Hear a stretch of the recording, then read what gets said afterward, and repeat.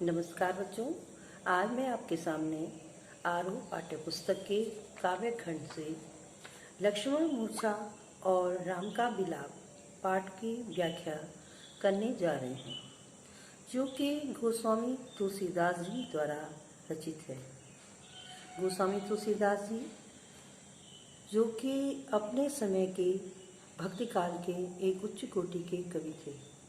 उन्होंने अपने गुरु की कृपा से राम भक्ति का मार्ग का इनको मिला और अपने काव्य प्रतिभा के बल पर इसी मार्ग का अनुसरण करते हुए तुलसीदास ने अपनी लेखनी के द्वारा अपने आराध्य देव मर्यादा पुरुषोत्तम श्री राम के माध्यम से नीति, स्नेह, शील, विनय, त्याग जैसे उदात्त आदर्शों को प्रतिष्ठित किया। राम भक्ति पर आधारित रामचरितमानस इनकी सर्वश्रेष्ठ रचना है। प्रस्तुत काव्यांश राम लक्ष्मण मूर्छा और राम का विलाप यह रामचरितमानस के लंका कांड से लिया गया है और इसमें तुलसीदास जी ने राम रावण युद्ध के समय मेघनाद द्वारा लक्ष्मण को तीर द्वारा घायल कर देने पर और लक्ष्मण के बेहोश होने पर राम द्वारा विलाप करने, हनुमान द्वारा संजीवनी बूटी लाने तथा लक्ष्मण के ठीक होने का वर्णन किया गया है। काव्यांश है तो प्रताप राखि प्रभु, जय हो नाथ तुरंत, अस कहि आयो सुपाय पद, बंदी चलो हनुमंत, भरत बाहुबलशील गुण, प्रभु पद प्रीति अपार, मन मोह जात सराहत, पुनि पुनि पवन कुमार।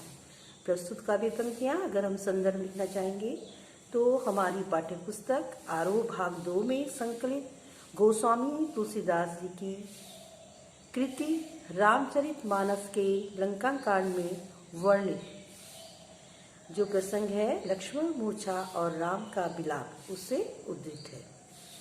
प्रसंग होगा लक्ष्मण के मूर्छित होने के पश्चात राम उनकी दशा देखकर विलाप कर रहे थे और लंका के जो वैद्य थे सुषेण वैद्य उनकी सलाह पर लक्ष्मण के उपचार के लिए संजीवनी लेने गए हनुमान जी को जब रास्ते में लौटते समय उनकी भरत से मुलाकात हुई और भरत से मुलाकात करने के बाद वह जब वापस लौटते हैं उसके आगे का ही यहाँ पर प्रसंग है। तो प्रताप राखि प्रभु, जय हो नाथ तुरंत। हनुमान जी कहते हैं, हनुमान जी भरत से कहते हैं कि हे प्रभु, तो प्रताप तुम्हारा जो यश है, प्रताप का मतलब क्या है? यश। तुम्हारे यश को, उर का मतलब हृदय, अपने हृदय में रखकर ही मैं प्रभु अभी तुरंत चला जाऊंगा। तो प्रताप राखि प्रभु, जय हो नाथ तुरंत। तुरंत माने मैं तुरंत अभी जा रहा हूँ। अस कहि आयसु पाई पद, बंदी चले हनुमंत। यह कहकर के आयसु पाई माने आज्ञा ली, उनके पैर छू करके उनके पद बंदी, उनकी पदों की वंदना करके, उनके पैरों की वंदना करके उनसे आज्ञा लेकर के हनुमान जी चले। भरत बाहुबलशील गुण, प्रभु पद प्रीति अपार। और भरत के बाहुबल, उनकी जो वीरता थी, उनकी जो शील था उनका और उनके गुणों और तथा प्रभु श्री राम के प्रति उनकी अपार प्रीति को अपने मन ही मन में, मन मोह जात सराहत, अपने मन में सराहना करते हुए बार बार उस बात की सराहना कर रहे हैं, उस बात को याद कर रहे हैं कि भरत की क्या वीरता, उनका शील, उनका गुण और प्रभु श्री राम के प्रति उनकी भक्ति, यह सब अपने मन में वो बार बार याद करते हुए, उनकी सराहना करते हुए पवन कुमार, पवन के कुमार अर्थात पवन पुत्र हनुमान जी वहां से चले जा रहे हैं। आगे काव्यांश है, उहाँ राम लक्ष्मण निहारी, बोले बचन मनुज अनुसारी, अर्ध रात गई कपि नहीं आयो, राम उठाई अनुज उर लायो। और वहाँ राम जी कहाँ पे हैं? लंका में समुद्र तट पर, जहाँ पे लक्ष्मण जी मूर्छित हुए हैं। और राम जो है एक साधारण मनुष्य की भांति विलाप कर रहे हैं। तो राम वहां पर लक्ष्मण को निहार करके, निहार का मतलब, निहारी का मतलब देखना, राम लक्ष्मण को देखकर बोले वचन मनुज अनुसार, एक साधारण मानव के अनुसार वचन बोल रहे हैं कि अर्ध रात ही गई कभी नहीं आए हूं, कि आधी रात बीत गई और अभी तक हनुमान लौट करके नहीं आए। राम उठाए अनुज उरुलायो, और राम ने उठ करके अपने छोटे भाई को अपने हृदय से लगा लिया। सकऊ न दुखित देखी मोहि काऊ, बंधु सदा तव मृदु स्वभाव। हे भाई उठो, सकहु न दुखित देहि मोहि काऊ, तुम मोहि माने मुझे कभी भी दुखी नहीं दे सकते थे, तुम तो मेरे को कभी दुखी देख ही नहीं सकते थे, और तुम्हारा वह कोमल स्वभाव, बंधु सदा तव मृदु स्वभाव, जो तुम्हारा जो वो कोमल स्वभाव था वह आज कहाँ है। मम हित लागी तजियु पितु माता, सहिहु विपिन हिमु आतप बाता। मम हित माने मेरे लिए, तुमने माता और पिता को भी तज दिया था, तजना माने छोड़ दिया, मेरे लिए तुमने माता पिता को भी छोड़ दिया था, और सहेव विपिन हिम आतप बाता, और इस घनघोर वन में सर्दी गर्मी और हवा के कठिन प्रकोप को, इस कठिनाई में भी तुमने सब कुछ यह सहन किया है। हे भाई सो अनुराग कहाँ अब भाई, हे भाई वह प्रेम अब कहाँ है। अनुराग का मतलब प्रेम, सो अनुराग वह प्रेम कहाँ अब भाई, हे भाई अब वह प्रेम कहाँ है। पितु बचन मन तेहु उठो न सुनी मम बच बिकलाई, वो कहते मेरे व्याकुलता भरे, बच बिकलाई बचने, बच मने बचन, बिकलाई मने व्याकुलता से भरे। हे भाई मेरे व्याकुलता से भरे वचनों को सुनकर भी तुम उठते क्यों नहीं, उठाओ न सुनी मम बच बिकलाई, मेरे व्याकुलता से भरे वचनों को सुनकर उठो, तुम तो मेरे दुख को कभी देख ही नहीं सकते थे, तुम्हारा वह प्रेम अब कहाँ चला गया। मेरे कारण तुमने माता पिता को छोड़ा, और इस कठिन वन में सभी जो है जंगल में तुमने सर्दी गर्मी और हवा सभी कुछ सहन किए। यदि मैं जानता जो जन तेहु बन बंधु बिछो, अगर मैं जानता कि वन में भाई का बिछो होगा तो मैं पिता के आदेश को कभी नहीं मानता। जो जन तेहु बन बंधु बिछो पितु बचन मन तेहु नहीं ओ, यदि मैं जानता कि वन में भाई का बिछो होगा तो मैं पिता के आदेश को कभी नहीं मानता, जो कि मेरे को मानना मेरा परम कर्तव्य था, लेकिन मुझे ये पता होता कि तुमसे मेरा बिछो होगा तो मैं इस आदेश को भी नहीं मानता।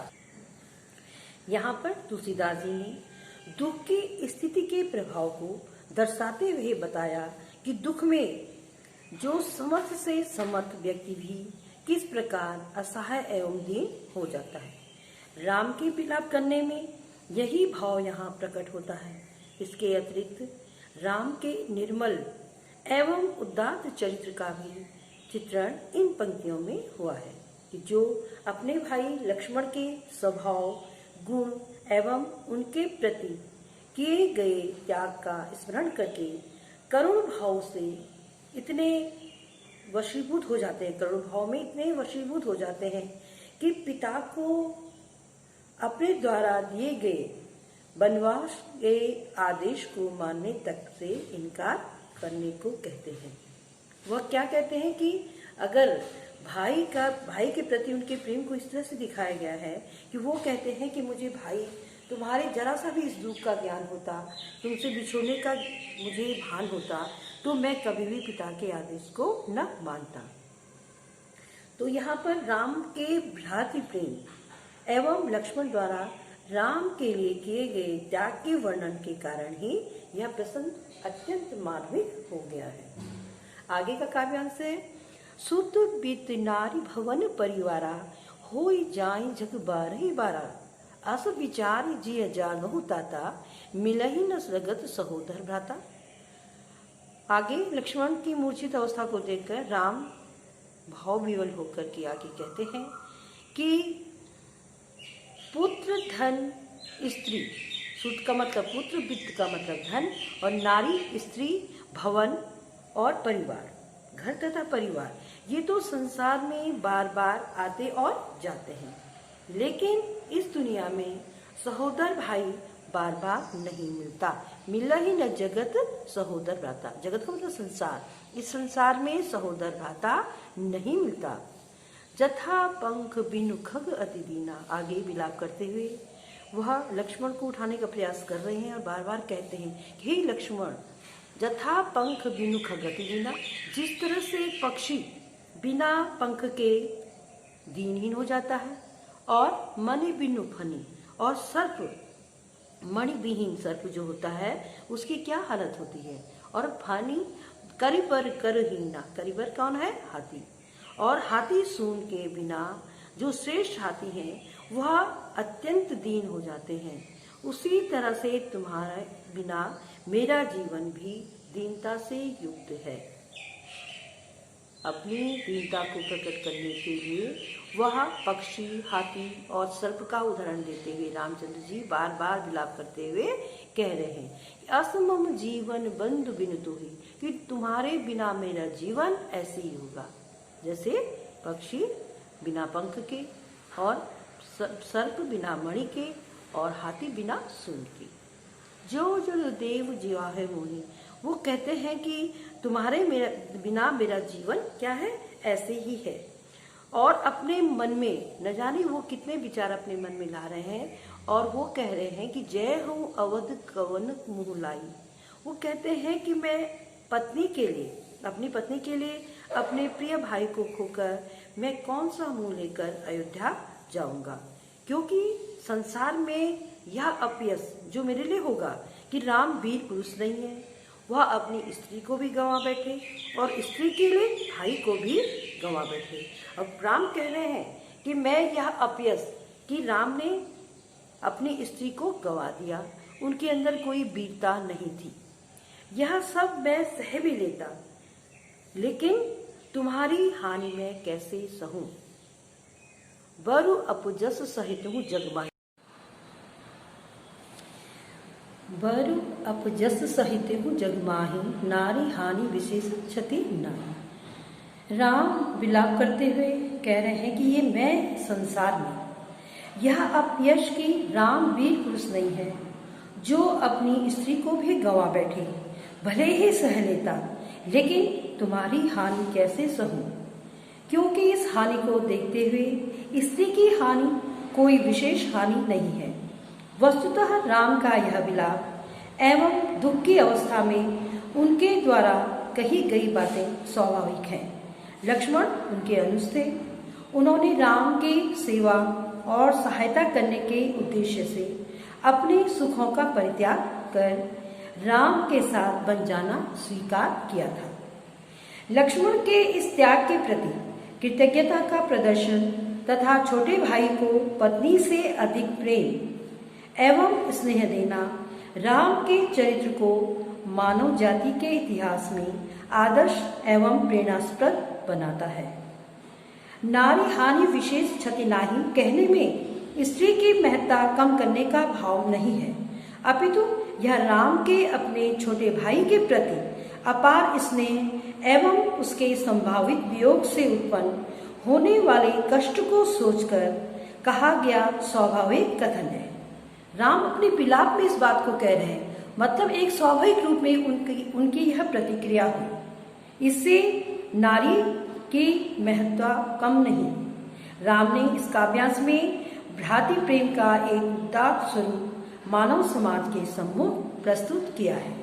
बच्चों, आज मैं अपना काव्यांश यहीं पे समाप्त कर रही हूँ। कल अगली वीडियो में मैं आगे का आपको व्याख्या समझाऊंगी।